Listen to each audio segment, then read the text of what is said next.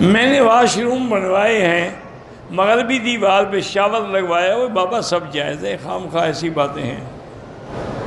مسجد میں ایک حلال پرندہ ہے، شکار کریں، بالکل نہیں، وہ اللہ کے گھر میں پناہ لینے آیا ہے، تم گولی مارتے ہو۔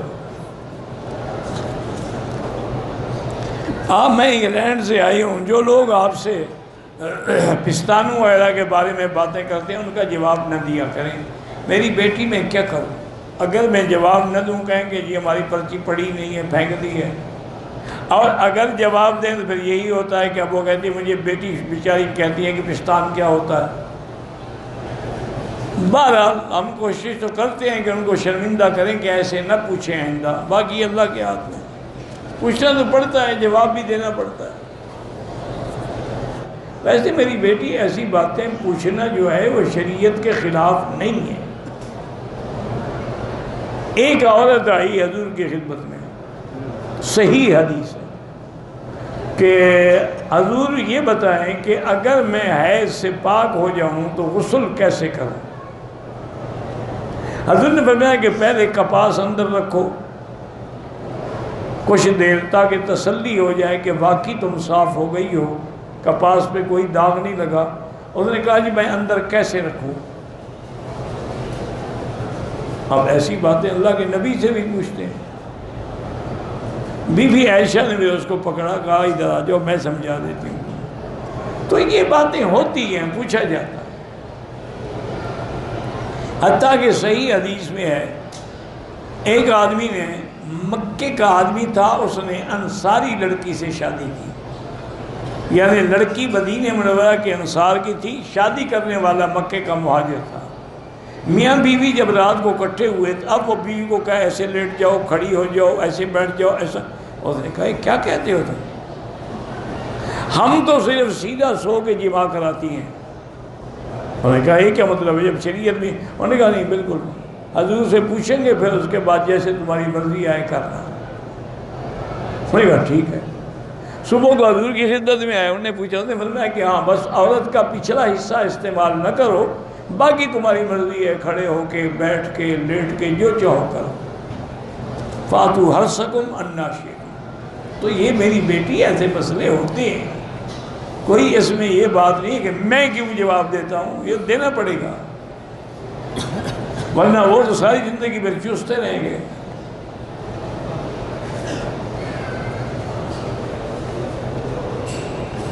طواف کے دوران میں بیگ پہن سکتے ہیں؟ ہاں پہن سکتے ہیں، اس میں اگر جوتے بھی ہوں کوئی حرج نہیں۔ عمرے کے وقت بھی یہ بیگ لٹکا سکتے ہیں؟ ہاں جی لٹکا سکتے ہیں۔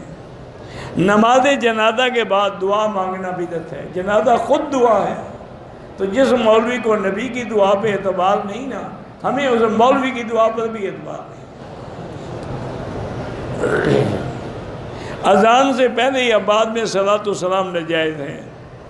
سفر میں قضا نماز ہو تو قصر ہی پڑھیں گے، جیسے قضا ہو ویسے پڑھیں گے۔ میں نے اپنے بیٹے کا نام محمد رکھا ہے، بہت اچھا کیا آپ نے، یہ بہت پیارا نام ہے۔ میرے اپنے اولاد میں الحمدللہ میرے یعنی پوتے ہیں، تو ایک کا نام احمد ہے، ایک کا نام محمد ہے، ایک کا نام حامد ہے، تو یہ تو بڑے محبوب نام ہیں۔ ماشاءاللہ دعا کریں اللہ ان کو صالح بنائے، اور دعا یہ کریں کہ اللہ ان سے دین کا کام۔ میرا بیٹا بھی عالم ہے، دعا کریں اللہ اس سے اس سلسلے کو قائم رکھنے کی توفیق عطا فرمائے۔ ماشاءاللہ وہ عرفات میں حج کے دن پیدا ہوا تھا، یہ اللہ، میں مکے میں پیدا ہوا مسئلے میں، وہ عرفات میں پیدا ہوا۔ یہ اللہ کا ایک نظام ہے، عالم ہے ماشاءاللہ، بڑا اچھا خطیب ہے، بڑی اچھی تقریر کرتا ہے، لیکن ابھی ادھر دماغ نہیں آ رہا، بلوچ آدمی ہے نا، میرا بھی کافی دیر بعد آیا تھا۔ تو دعا کریں اللہ اس کے دل و دماغ کو بھی حرم، دعوت، دین، کتاب و سنت کی طرف پھیرے اور یہ کام کرائے۔ ویسے تو الحمدللہ وہ کتاب و سنت پہ پڑھتا ہے،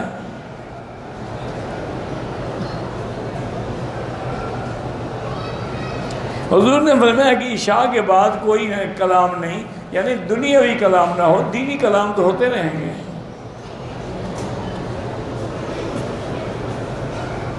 یہاں دیکھا گیا ہے کہ ہر نماز سے پہلے 2 رکعت پڑھتے ہیں، ظہر عصر عشاء کی 4 رکعت سنت نہیں پڑھی، ان کے نزدیک سنت ہی 2 رکعت ہے، اس لیے وہ پڑھتے ہیں 2۔ تمہارے نزدیک 4 ہے، 4 پڑھا کر، تمہیں کیا تک جتنا گول ڈالو گے میٹھا ہوگا۔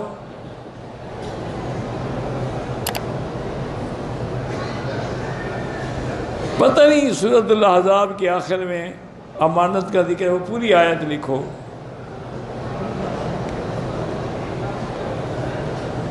اِنَّا عَرَضْنَا الْأَمَانَةَ عَلَى السَّمَاوَاتِ وَالْأَرْضِ وَالْجِبَالِ، تو قرآن ہے۔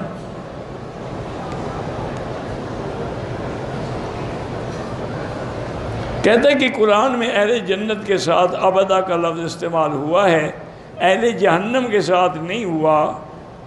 جہنم ایک وقت کے بعد ختم ہو جائے گی، بعد جہنم ہمیشہ رہے گی، اور جہنم میں وہ بھی ہمیشہ رہیں گے ابدا۔ کئی جگہ ایسی تائید قرآن کے آیات کی تفصیل جو ہے وہ احادیث رسول اللہ میں ہے، حتیٰ کہ قرآن میں یہ بھی ہے کہ کلما ارادوا ان یخرجوا منہا اعیدوا فیہا، نکلنے کی کوشش کریں پھر لوٹا دی جائے۔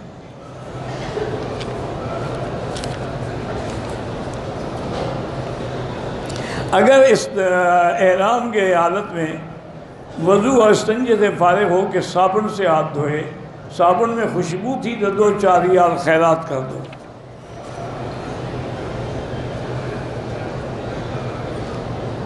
میوے کیلا ہے اور کوئی سیب ہے، اسٹور کر سکتے ہیں، کیوں نہیں کر سکتے؟ اگر کولڈ سٹوریج کا انتظام ہے تو کر سکتے ہیں۔ دوگانہ طواف جو ہے مسجد الحرام میں نہ پڑھ سکیں تو باہر میدان میں پڑھ سکتے ہیں، پورے مکے میں پڑھ سکتے ہیں جہاں مرضی آئے۔ میرے بھائی حافظ محمد یاسین 10 سال سے بیمار ہیں، اللہ شفا عطا فرمائے۔